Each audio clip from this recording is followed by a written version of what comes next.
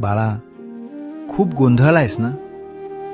तू एक गोष्ट ठरवतोस आणि घडतं भलतंच. मनात सतत हाच प्रश्न घुमतोय, असं का? हे सगळं माझ्याच विरोधात का चाललंय? तुला भीती वाटते की माझं भविष्य काय, पुढे काय वाढून ठेवलंय. पण शांत हो आणि ऐक. जेव्हा तुझ्या मनासारखं घडत नसतं ना, तेव्हा समजून जायचं की आता माझ्या मनासारखं घडायला सुरुवात झालीय. आणि माझं नियोजन तुझ्या नियोजनापेक्षा 1000 पटीने उत्तम आहे. तुला भविष्य का दिसत नाहीये माहिती आहे?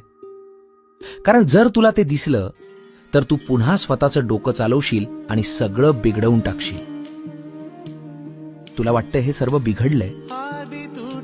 नाही रे, हे बिघडणं नाही, हे घडणं आहे. उद्या काय वाढून ठेवलंय याचा विचार तू करू नकोस.